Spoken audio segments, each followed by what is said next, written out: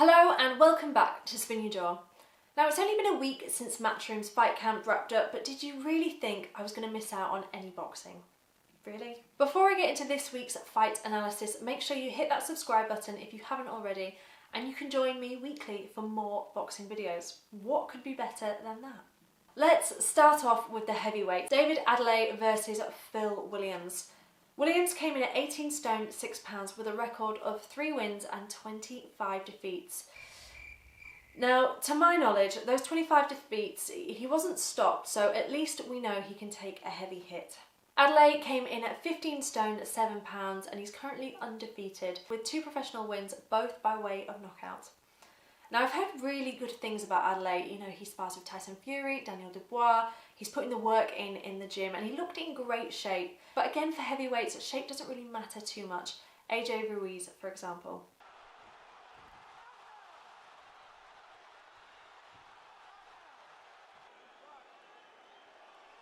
First round, Adelaide is getting some strong jabs in and some heavy body shots. Williams is holding his guard nice and high. End of the first round, we saw the first bit of fire from Williams with a nice quick combo, although the quality of shots in this round have all been from Adelaide.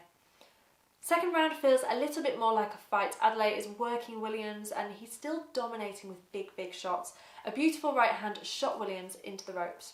A third round stoppage for Adelaide and he's just such a strong fighter.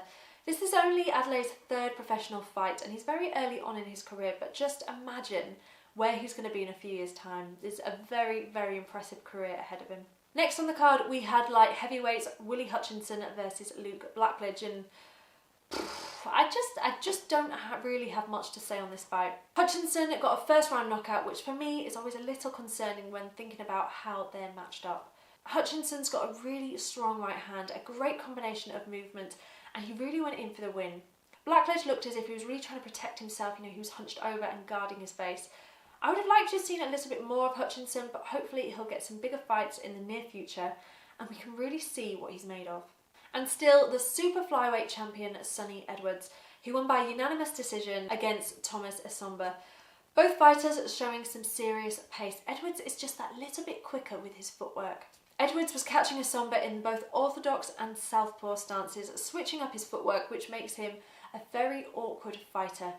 Essomba looked grounded and firm in his footwork, whereas Edwards just was constantly on his toes and he just did not stop moving. Third round, Essomba was just a little bit too far out from Edwards, and as he went to punch a heavy hit, the gravity and force of his movement just catapulted him over the canvas in a kind of half cartwheel motion. There was so much energy from Edwards, and Essomba, even though, you know, he's a strong fighter, it's difficult to fight and land heavy hits on somebody who is just running rings around you.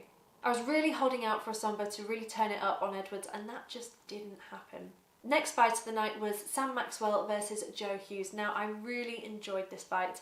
I thought they both looked well matched. I didn't really feel like one was dominating more than the other, which is always good. You know, it's never nice to see somebody get badly beaten. They were both landing great shots and it was just overall a great quality fight. Maxwell put together some really nice combinations, setting the punch up behind the jab. Hughes has got a heavy left hand and good quick movement, but round 6, Maxwell turned up the pressure a little and Hughes has taken some heavy hits to the face, but this guy just does not go down. He's such a strong fighter. Hughes works on closing the gaps between them, landing those heavy body shots. Maxwell's working really well at range. For me, it was a very close fight, and both fighters, I believe, have earned their place to fight at elite level. Maxwell won by unanimous decision, updating his record to an undefeated 14 wins and 11 knockouts. And the main event, Daniel Dubois versus Ricardo Snijders. Now, from what I've seen online, there are a lot of boxing fans annoyed at the matching of this fight. Again, many saying that Snijders was essentially a punching bag, it was a waste of time, this should have been an opening fight, and generally just a big mismatch. Now, I don't want to discredit any fighter. If you're on a professional card headlining, you have to be able to fight at a professional level or you just wouldn't be there. It's a shame when fights aren't matched right, because how is either fighter meant to learn and get better from that? What can Schneider now take away from being used as a punch bag? Obviously, Dubois won, dropping Snijders 4 times and getting a second round knockout. Now, Dubois has so much power behind him and getting behind his jab straight away, setting up his attacks nicely. Schneider looked so much smaller than him, and to be honest, he wasn't really given any sort of fight. He might have had 4 knockdowns in 200 seconds, but credit to him, he kept getting up. He's a determined fighter. He was just in trouble against Dubois. I actually felt really empty watching this fight. It wasn't exciting. It wasn't a test for Dubois. To me, it looked like a warm-up for the Joe Joyce fight. Dubois is a fantastic fighter, and he could really go the distance in his career to be one of the world's best heavyweights. I just hope he gets the right fights to prove this. Let me know what you think in the comments, and as always, thank you for joining me, and I will see you on the next fight card.